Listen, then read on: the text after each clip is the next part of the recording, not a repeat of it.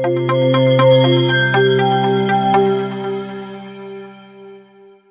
हाँ, आज बात करी जाएगी ध्रुवोदय के बारे में। जब ये कलेक्टर एडिशन आया था तो इसका ये स्टैंडी काफ़ी फेमस हुआ था। देखिए, मैंने चिपका लिया पूरी तरीके से इसको। ये है वो स्टैंडी जिसमें 6 कैरेक्टर्स हैं सुपर कमांडर ध्रुव की शुरुआती कॉमिक्स के। वही पुराना आर्ट है और 3 डायमेंशनल थोड़ा सा इसको लुक देने की कोशिश करी गई थी। इस तरीके का ये स्टैंड आया था और काफ़ी बड़ा दिखता था जब इसको वीडियोज़ वगैरह में शो करते थे, लेकिन एक्चुअली साइज़ अगर हम कंपेयर करें तो इतना अप टू द मार्क नहीं है। मतलब ये मनोज गुप्ता जी की नोटिस काफ़ी अच्छी निकाल रहे हैं, लेकिन साइज़ काफ़ी छोटा रह जाता है नागायन के उससे कंपेयर करोगे तो। खैर, तो ये है ध्रुवोदय, सुपर कमांडो ध्रुव,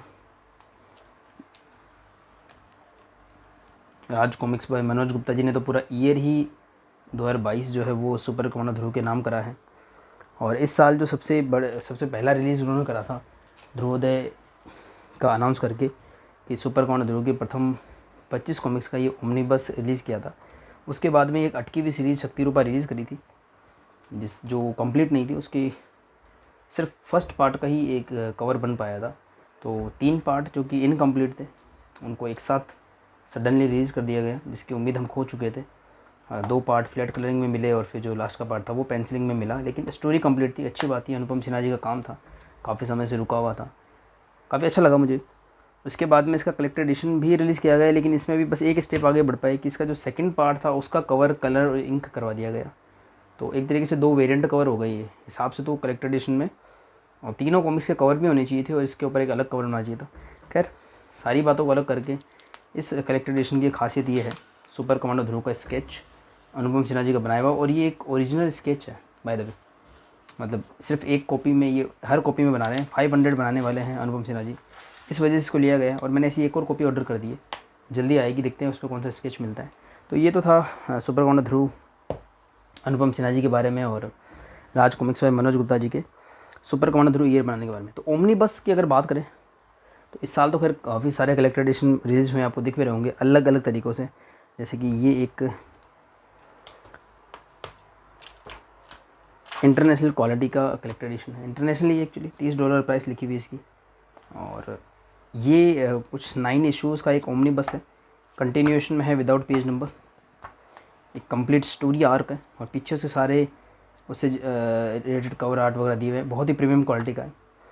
तो राज कॉमिक्स में मनोज गुप्ता जी में ये होता है कि ओमनी बस अनाउंस करके उन्होंने क्या करा कि 25 कॉमिक्स जो उन्होंने रिप्रिंट करी थी 2021 में, उसी को 2022 में जो है 5-5 के सेट के 5 वॉल्यूम रिलीज़ करे और इनको ओमनी बस का नाम दिया गया। जबकि ओमनी बस जहाँ तक मैंने सुना है, कंप्लीट स्टोरी आर्क को या जो कंप्लीट सीरीज़ का एक जो कंबाइंड कलेक्टर एडिशन होता है उसको ओमनी बस बोलते हैं, ऐसा मैंने सुना है, क्योंकि मैं खुद भी इस सब कॉन्सेप्ट बनाया था। जैसे ये एक अघोरी का ओमनी बस है, तो एक कंप्लीट अघोरी जो सीरीज़ है उसमें अब तक जो रिलीज़ हुई है उसका कंप्लीट स्टोरी आर्क है। तो अघोरी हो चाहे सुपरमैन वाली कॉमिक्स हो, दोनों ही काफ़ी अच्छी कंडीशन में, बाइंडिंग वगैरह अच्छी है। सुपर कमांडो ध्रुव की अगर ओमनीबस की बात करें जो राज कॉमिक्स बाय मनोज गुप्ता जी ने रिलीज़ किया था, उसका इन्होंने एक ऐसा बॉक्स सेट का कवर दिया था, यूवी ग्लोस का यूज़ किया था। और इसको देख करके आपको रामायण या महाभारत के जो वॉल्यूम आते हैं हार्ड बाउंड, उनकी याद ज़्यादा आएगी, ओमनीबस की फीलिंग कम आएगी। तो ये वो वॉल्यूम्स हैं, 5 वॉल्यूम्स इसमें हैं, ये सबसे लास्ट वाला वॉल्यूम है। और इसमें अनुपम सिन्हा जी जो शुरुआत से सुपर कमांडो ध्रुव को बना रहे हैं, और सुपर कमांडो ध्रुव में सारा काम वही करते थे, स्टोरी है, पेंसिलिंग है, इंकिंग का सारा कुछ अनुपम सिन्हा जी करते थे। तो वो अभी भी बना रहे हैं। उन्होंने क्या करा कि ऐसे कुछ सुपर कमांडो ध्रुव के 5 पोजेज़ ढूंढे, ये ऐसे मैग्नेट स्टिकर या स्टिकर आया करते थे एक ज़माने में, और फिर इन सभी पोजेज़ को रिक्रिएट करा। तो ये बिल्कुल सिंपल थीम में आपको मिलेंगे, ब्लू कलर में, येलो कलर में, जो सुपर कमांडो ध्रुव की पोशाक है। फिर इन्हीं को जो है ऐसा जैकेट कवर बना दिया और अंदर फिर से रिक्रिएट करा अनुपम सिन्हा जी ने। खैर 2021 में ये कर चुके हैं अनुपम सिन्हा जी, सुपर कमांडो ध्रुव की प्रथम 5 कॉमिक्स आ चुकी हैं ध्रुवोदय नाम से ही। तो इनको ध्रुवोदय वॉल्यूम 1, वॉल्यूम 2, वॉल्यूम 3 इस तरीके से नाम दिया गया। और जब ये ओमनीबस आया था, ये देखिए सेम मिलता जुलता पोज है। तो मैंने इनके कुछ शायद फर्स्ट या सेकंड पार्ट का भी करा था कुछ डिटेल रिव्यू, उसके बाद मैंने नहीं करा था। तो अगर आप आगे बढ़ते हैं, वॉल्यूम 1 एंड वॉल्यूम 2 के आपको मिल जाएगा, ध्रुवोदय का अगर डिटेल रिव्यू देखेंगे आप तो मिल जाएगा आपको। वॉल्यूम 3 की शायद बात नहीं हुई थी जहाँ तो मुझे याद आ रहा है। तो वॉल्यूम 3 की बात करते हैं। वॉल्यूम 3 की बात ज़्यादा नहीं हो पाएगी, क्योंकि इसमें जो कॉमिक शामिल हैं वॉल्यूम 3 में, जो 5 कॉमिक शामिल हैं उनके नाम हैं वुडू, मुझे मौत चाहिए, बहरी मौत, उड़न तश्तरी के बंधक और एक दिन की मौत। इनमें से जो ये 3 है, मुझे मौत चाहिए, बहरी मौत और उड़न तश्तरी के बंधक, ये सुपर कमांडो ध्रुव 5 नाम से एक डाइजेस्ट आया था जिसमें 3 कॉमिक्स थी। पहले 3 कॉमिक्स से डाइजेस्ट आते थे 75 रुपये के, और 2020 तक वो काफ़ी अवेलेबल था। मतलब सुपर कमांडो ध्रुव का एकमात्र डाइजेस्ट था जो काफ़ी अवेलेबल था ऑनलाइन ऑफलाइन। तो इस वजह से ये पहले पढ़ी हुई है, इनका मैं रिव्यू भी कर चुका हूँ। अब इसमें बचता है वुडू और एक दिन की मौत, बस ये इतना बचता है। तो वुडू और एक दिन की मौत, ये जो स्टोरी है इसमें देखिए इस तरीके का काम है। सुपर कमांडो ध्रुव का बनाया, अनुपम जी का बनाया हुआ, बिल्कुल इनिशियल काम है। इसमें सारा काम वही करा करते थे, पेंसिलिंग है, इंकिंग है, कलरिंग है, जेरोक्स करना है, मतलब A to Z काम वही करते थे सारा। तो इसके बारे में कभी और मैं इन दोनों कॉमिक्स को लेकर चर्चा करूँगा। काफ़ी बात हो रखी है, उड़न तश्तरी के बंधक को लेकर के बात हो रखी है, मुझे मौत चाहिए को लेकर के बात हो रही है, वुडू के बारे में थोड़ी कम बात हुई है, पर फिर भी इसको फिलहाल छोड़ते हैं। वॉल्यूम 4 पे मैं आज अपना ध्यान फोकस करूँगा, मतलब वॉल्यूम 4 के लिए एक्चुअली मैं ये वीडियो बना रहा हूँ। एक्चुअली आज मैं नरक नाशक को फिर से पढ़ रहा था, एक्चुअली इसमें बीच में ये आ गया, नरक नाशक आ ही जाता है। तो इसमें क्या हुआ था कि ये जो है ना प्रोफेसर नागमणि का जो शुरुआत का सीन है, ये नागराज के साथ में बहुत अच्छा लगता है मुझे ये वाला, ये जो स्कूल जाता है नागराज, नरक नाशक नागराज। तो ये मैं पढ़ रहा था, बस एक 8-10-20 पेज पढ़े थे, फिर मैंने कहा इसका एक रिव्यू लेके आता हूँ। लेकिन अभी काफ़ी सारे वीडियो बन गए नरक नाशक को लेकर के, तो मैंने कहा रिपीटेटिव सा हो जाएगा, इसको फिर बाद के लिए रखते हैं। तो इंटेंशनली मैंने इसको छोड़ करके मैंने कहा ध्रुवोदय का वॉल्यूम 4 की बात करते हैं, क्योंकि मैंने खुद ने ये 25 कॉमिक्स सारी अच्छे से नहीं पढ़ रखी है। तो वॉल्यूम 4 पे मैंने फोकस करा। आइए देखते हैं। वॉल्यूम 4 में ये वाला पोज है। सबसे बड़ी दुख की बात ये कि इसमें कोई सिग्नेचर वगैरह नहीं है। ध्रुवोदय में एक सिग्नेचर एक होना चाहिए था, फिर कोई बात नहीं, पर 5 वॉल्यूम में सिग्नेचर करना काफ़ी मेहनत वाला काम होता है। खैर, तो ये वो सिग्नेचर पोज है सुपर कमांडो ध्रुव का। क्लासिक पोज ये है, इसी को अनुपम सिन्हा जी ने रिक्रिएट करा है, तो खुद ही के पोज को खुद ही ने रिक्रिएट करा है। ये देखिए, ये इसका स्पाइन है जैसा एक्चुअल ध्रुवोदय में था। बैक कवर सभी ध्रुवोदय में सेम है, जो 2021 का ध्रुवोदय था उसके जैसा। और इसमें 5 कॉमिक शामिल हैं, उनके नाम आप यहाँ भी पढ़ सकते हो, और थोड़ा साफ बड़े में पढ़ना है तो आप यहाँ पढ़ सकते हो। देखिए, विनाश के वृक्ष जैसा कॉमिक से प्रिंट आया था वैसे, चैंपियन किलर, आखिरी दाव, वीडियो विलेन और पागल काटिलों की टोली। इसमें से भी चैंपियन किलर और आखिरी दाव का मैं पेपर बैग का रिव्यू कर चुका हूँ, आप चाहो तो उसको चेकआउट कर सकते हो। तो बात करते हैं विनाश के वृक्ष की। विनाश के वृक्ष, ये जो पेपर बैग है ये मनोज गुप्ता जी ने प्रिंट करा है 2021 में। और ये जो ध्रुवोदय है, इसका ये फ़ायदा ये है कि कुछ आपको एक्स्ट्रा क्रेडिट पेजेस मिल जाते हैं, पीछे कुछ फ़ैन गैलरी मिल जाती है, देखिए इस तरीके से। और मनोज गुप्ता जी की कलम से भी कुछ मिल जाता है, अनुपम सिन्हा जी की कलम से कुछ मिल जाता है। एक्चुअल जो ध्रुवोदय आया था 2021 में, उसमें ऐसा कुछ भी नहीं मिला था, सिर्फ 5 कॉमिक्स को ज्वाइन कर दिया गया था, तो ये कुछ एक्स्ट्रा मिल जाता है। लेकिन इनके जो अंदर पेपर क्वालिटी या कॉमिक्स की जो क्वालिटी है वो बिल्कुल सेम है, मतलब जो 2021 में हमको रिप्रिंट देखने को मिले थे वही कॉमिक्स इसमें बाइंड है। इसका जो एग्जांपल वो ये है कि आखिरी दाव और चैंपियन किलर जो है, ये 2 कॉमिक्स 2 पार्ट सीरीज है, चैंपियन किलर आखिरी दाव। इसके अंदर आया चुम्बा और चुम्बा सम्राट की सेट डिटेल्स प्रिंट हो गई थी। एक्चुअली जितने भी रिप्रिंट्स आजकल आ रहे हैं लगभग 99% वो ओरिजिनल सेट डिटेल्स के आ रहे हैं। और इसमें से आया चुम्बा और चुम्बा सम्राट सुपर कमांडो ध्रुव स्पेशल 1 में पब्लिश हो चुके थे, तो मैं भी कोई ऐसा प्रिंटिंग मिस्टेक हुआ हो कि आया चुम्बा और चुम्बा सम्राट की, देखिए इनर डिटेल्स, मतलब ये इधर का सेट डिटेल्स भी और इधर का जो है इनर एड भी, क्योंकि अग्रज उस समय आई थी तांडव, तो ऐसा कुछ हुआ था एरर। वो इसमें भी है, वो रहेगा ही कंटिन्यू। आप कोई सा भी कलेक्टर एडिशन देख लीजिए, पराक्रम आप देख लीजिए, पराक्रम 2 देख लीजिए आप, तो उसमें जो एक मास्टर ब्लास्टर में इन्वर्टेड सीन आया था तो सेम रहेगा, क्योंकि ओल्ड स्टॉक से ही ये सी बनाए जाते हैं, इसलिए साइज़ भी इनका सेम रहता है, कोई नया एक्सपेरिमेंट नहीं करा जाता। जैसे देखिए शक्ति रूपा का साइज़ जो बिग साइज़ रखा, तो उसका कलेक्टर एडिशन में बिग साइज़ में आया। ध्रुवोदय का नॉर्मल साइज़ में रिप्रिंट हुआ था, तो ये भी नॉर्मल साइज़ में आया। तो इसमें जो है ये एक सेरिटल सी बात हो गई। विनाश के वृक्ष का भी एक मुझे याद आ रहा है कि एक किसी भाई के 16 पेज फिर बाद में 16 पेज रिपीट थे। तो ऐसा जब मैंने वीडियो देखा था, हेलो बुक माइंड शायद उन्होंने लिया था उसको, तो मैंने हाथों हाथ आके अपना जो विनाश के वृक्ष वाला कॉपी चेक करी थी पेपर बैग की। खैर इसमें सब कुछ ठीक है। तो विनाश के वृक्ष में एंट्री होती है वन पुत्र की, जो आगे काफ़ी कॉमिक्स में देखने को हमको मिला है। शीतान में हमको देखने को मिला था वन पुत्र, जहाँ तक मुझे याद आ रहा है, और भी काफ़ी कॉमिक्स में नागायण वगैरह में देखने को मिला है। तो वो ये देखिए ब्लैक एंड वाइट एड है चैंपियन किलर का, ओरिजिनल से डिटेल्स है, देखिए ग्रैंड मास्टर वो 15 रुपये का कॉमिक्स। अरे यार इसमें ना मुझे लगता है कि ये जो विनाश के वृक्ष है इसकी भी से डिटेल्स गलत है। हालांकि वो इतनी गलत इसलिए लग रही क्योंकि वो बिल्कुल आमूलचूल परिवर्तन हो गया आया चुम्बा और चुम्बा सम्राट वाला, तो आपको देखते पता लग जाता है कि ये गड़बड़ है मामला।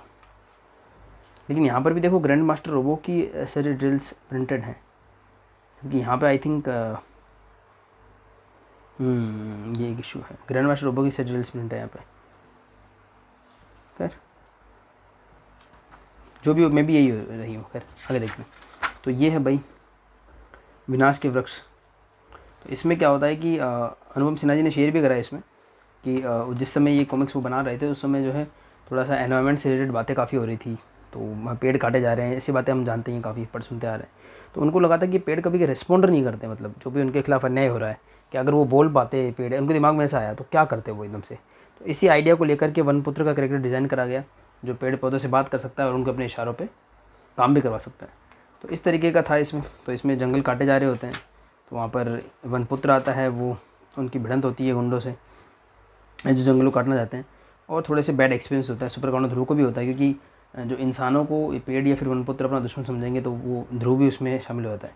तो क्या धीरे धीरे, और यहाँ पर एक ये है जो ठेकेदार ऐसा कुछ है जो पेड़ कटवाता है, तो इसमें थोड़ा अनुपम सिन्हा जी ने इसमें डायलॉग कॉमेडी लग रहा है। ये बताता है कि पेड़ों ने हमारे आदमियों को मार डाला। तो ये बोलते हैं रास्ते में ठर्रा पीता हुआ है, क्या ठर्रा मतलब देसी शराब जो होती है, बोलना भी नहीं आता, ऐसा बोल के आधी पेड़ के नीचे दब गए, तो पेड़ तो ना मार सकते। तो इसमें थोड़ा वो दिखा रखा है, इसका एक रिएक्शन काफ़ी अच्छा लगा मुझे, इसका रिएक्शन। तो खैर धीरे धीरे पता सबको लग जाता है कि वनपुत्र ऐसा कोई शख्सियत है, वो शहर में आता है, वहाँ पर भी जहाँ भी पेड़ पौधे मिलते हैं, जैसे पोर्ट वगैरह मिले, उनको भी अपने शहर में जाता है, और धीरे धीरे वो इस ठेकेदार तक पहुँच जाता है, और इनको सबको क्लियर हो जाता है कि जहाँ भी पेड़ पौधे रहेंगे वहाँ पे वनपुत्र इनके काबू में नहीं आएगा। तो फिर बाद में ऐसी सिचुएशन क्रिएट करी जाती है कि ये वनपुत्र जो है ऐसी जगह पे फंस जाए जहाँ पे पेड़ पौधे नहीं पाए जाते हैं। सुपर काउंटर ध्रुव भी इसी चक्कर में फंस जाता है, वनपुत्र की थोड़ा अगेंस्ट होता है, पर धीरे धीरे इनकी गलतफहमियां दूर होती हैं और वनपुत्र की हेल्प करता है वनपुत्र ध्रुव की हेल्प करता है, और इस तरीके से लास्ट में ये दोस्त बन जाते हैं। वनपुत्र अपने जंगल में चलाता है, उसके खिलाफ कोई FIR वगैरह नहीं होती है, हैप्पी एंडिंग होती है। 32 पेज की पहले सिंगल छोटी स्टोरी जाया करती थी। तो इस तरीके से ये शानदार करेक्टर इंट्रोड्यूस हो गया है। चैंपियन, किलर और आखिरी दाव विद रॉन्ग से डिटेल्स, इसका रिव्यू मैं कर चुका हूँ। इसमें थोड़ा ओलंपिक्स वगैरह को लेकर के है, ड्रग्स जो का गलत यूज़ है उसको लेकर के करा गया है, और 2 पार्ट की स्टोरी है, थोड़ी सी बड़ी स्टोरी है। आखिरी दाव शानदार, इसे स्टिकर वगैरह भी मिले थे, तो ये स्टोरी है इसमें। अनुपम सिन्हा जी की स्टोरी बड़ी शानदार थी उस समय की। वीडियो विलेन, ये भी बहुत शानदार स्टोरी। वीडियो विलेन में क्या होता है कि जो है इसमें एक फ्लॉप डायरेक्टर होता है, वो क्या करता है कि उसकी फिल्में वगैरह चलती नहीं है, तो फिर वो एक नया ट्रिक सोचता है कि वो लाइव लोगों को मरवाता है ऐसे, मतलब, और उसका लाइव शो चलाता है, तो उसका शो काफ़ी हिट हो जाता है। ये देखिए लाइव शूटिंग हो रही होती है, तो इसी से नाम उसका है वीडियो विलेन। ध्रुव भी चक्कर में फंसता है, किस तरीके से उसका सामना होता है वीडियो विलेन से, और कैसे आगे बढ़ती है स्टोरी वो दिखा रखी है। सिंगल शॉट कॉमिक्स है, ये भी शानदार अच्छी, मतलब कॉन्सेप्ट काफ़ी अच्छी है। और अनुपम सिन्हा जी ने इसे रिवील कराया कि उस समय जब वो काम करते थे तो उनका काम पब्लिशर तक पहुंचना, फिर पब्लिश होना, फिर पाठकों तक पहुंचना, और पाठकों का फीडबैक मिलना इतना इजी नहीं होता था। अब 3-4 महीने बाद पता लगता था कि जिस कॉमिक से सेल ज़्यादा हुई है, तो उससे पता लगता था कि हाँ भाई वो इतना फेमस हुआ है। ये मैंने इसमें पढ़ा है अभी। तो आजकल तो बड़ी जल्दी आपको सोशल मीडिया से पता लग जाता है कि कौन सी कॉमिक्स हिट हुई है, कौन सी नहीं हुई है।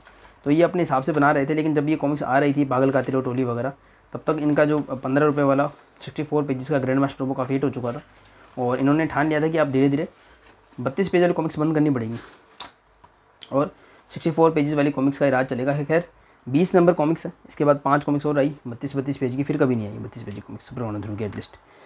हाँ, राजकुमार संजय गुप्ता जी ट्रैप वगैरह लेकर के आए, वो एक डिफरेंट स्टोरी है, 2022 तक आ चुके हैं।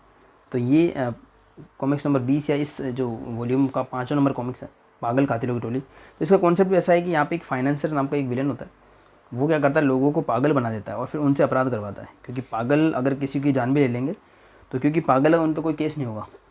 ऐसा पुरानी मूवीज़ में होता है, ऐसा में लिखा हुआ है कि पुरानी मूवीज़ वगैरह में होता था कि भाई कोई भी अपराधी पागल होने का नाटक करके फिर जो है अपनी फांसी वगैरह डलवा लेता था और उनको जो है पागल खाने भेजा जाता था। तो ये विलेन थोड़ा ऐसा है पागल कातिलों की टोली है। तो इसमें एक एक करके बताते, फाइनेंसर क्या होता है, एक तरीके से अपराधियों को पैसा उधार देता है, और अगर कोई चुका नहीं पाता तो उसको मरवाने के लिए इस तरीके की पागल कातिलों की टोली भिजवाता है, ताकि जो है लोगों में टेरर बना रहे। ठीक है, ऐसा इसमें होता है। तो एक एक करके केसेस आते हैं। एक पागल होता है जो किसी को एक को मारने के लिए भेजते हैं, फिर दूसरा पागल आता है, तीसरा पागल आता है, और इनमें कुछ सिमिलरिटीज़ मिलती हैं। सुपर काउंटर ध्रुव की बीच में कोइंसिडेंटली भिड़ंत होती है, और फिर वो एक डॉक्टर से मिलते हैं जो बताता है कि ये लोग जो है कम्प्लीटली पागल हैं। ये देखिए ये डॉक्टर, ये देखिए ये फाइनेंसर के मुनीम हैं, और ये हैं जो डॉक्टर हैं वो। तो धीरे धीरे डॉक्टर समझाते हैं सुपर कमांडर ध्रुव को कि जब धीरे धीरे केस आगे बढ़ता है कि किस तरीके से ये लोग पागल हैं, इन पर केस नहीं किया जा सकता। काफ़ी सारी बातें समझ में आती हैं। फिर लास्ट में एक सीक्रेट रिवील होता है कि कौन था वो फाइनेंसर। 32 पेज की स्टोरी थी, एक दो स्टोरी को छोड़ करके सभी सिंगल शॉट कॉमिक्स हैं। और सुपर कमांडर ध्रुव का यूनिवर्स सेट हो रहा था और काफ़ी पॉपुलर है कॉमिक्स। सुपर कमांडर ध्रुव के कैरेक्टर को शेप करने में काफ़ी बड़ा रोल प्ले करा है। तो इसी के साथ मैं अपना वॉल्यूम 4 का ये क्यों की रिव्यू एंड करता हूँ। मिलते हैं नेक्स्ट वीडियो में, तब तक के लिए सभी को धन्यवाद।